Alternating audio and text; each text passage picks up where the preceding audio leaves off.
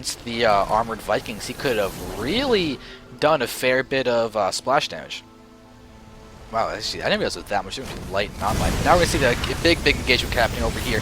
We've got the tank sieging up in the back. Marines are there. We see the retreat, and the Thor just gets decimated. And without that Thor, Seohyun is lacking a fair bit of threat. We'll say, I think it's a good way to qualify it as threat. He loses a bit of threat, but we do have a big portion of his army over here at this watchtower.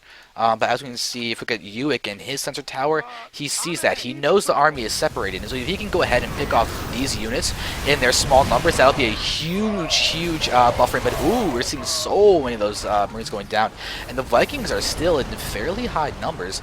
I have no idea why Seohyun is leaving this part of this army over here. It's really hurting him, and Ewic is doing a perfect job of taking advantage of this separation of forces.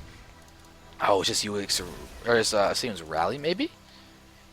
Nope, he's rallied down here, so Seohyun is actually choosing to do that. But Ewic has got his 4th base now in the bottom middle, and actually really similar planetary fortress timings down there from both the players, so their economies are fairly similar. But what is the worker count? 80 to 69, so Ewic has got a fully maxed army, more SCVs, and now we're seeing him going from multiple command centers, and a hidden base from Seohyun over there, and this SCV on its endless patrol pattern will be able to go ahead and get that scout. But now we're seeing, oh god, so much death in the middle of the map. These Thors are going down, and Seohyun is taking so many losses. Ewic is not plummeting in the food count nearly as much as the Seohyun is. I mean, look at those tanks just being just so effective, and they have the 1-1 upgrades, which is really key. And now Seohyun has lost a lot of his army and is quite far behind. Now we're watching as it's going to keep moving forward. These Vikings are doing a great job at taking down medevacs, and that is a really unfortunate thing, because Seohyun, one of the things that he could try and do in this situation is drop. But Ewic is controlling this game. He's getting a perfect late game, really. This guy is getting the upgrades. He's moving forward. He doesn't even need to siege his tanks. He does more damage when they are unsieged to single targets right now. We can watch him just decimate those Thors. And these Thors even have that +1 armor upgrade. The Seohyun's bios too, which is nice, but you've got a lot of tanks out here for Ewic, and he might be pushing in for the kill right now. He's got a very significantly. There is siege up, and all these SCVs are not even going to go any farther. And we see the Vikings doing a very smart thing, making sure the tanks don't get hit by their own splash. The Vikings land in front of those SCVs and move down, so the SCVs don't get killed by the tanks, which then kill other tanks because of the splash. And Ewic is just pushing farther and farther forward, and he's going to be able to wreck a Seohyun's happiness. Seriously, I mean, look at this. He's got so many tanks over here in the front, and he's got just streaming forward. How many factories does he have producing tanks? What? That's ridiculous. Yeah, and now we're having Seohyun trying to go ahead and bust with the Thors.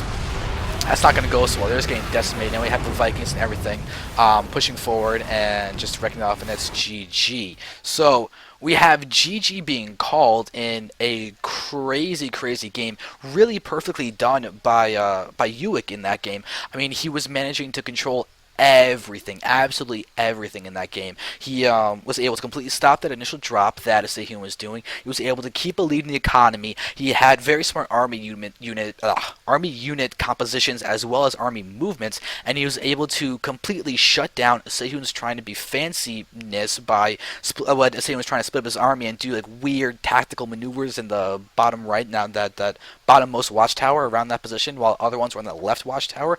And Ewic was just able to push in and continue being aggressive in that, pick off those key units. Scout to look for that hidden expansion didn't really matter because he went and killed it, but he had that information with the SCV going. And by the way, if you look in the minimap really quickly, we even see that during that time, Ewic was able to actually get up another expansion, and he had another old command. He was ready to go ahead and do something fancy, for example, sacrifice all of his just to kill off all of his SCVs, just sacrificing them in, and then using that excess supply to allow him to get an even better army.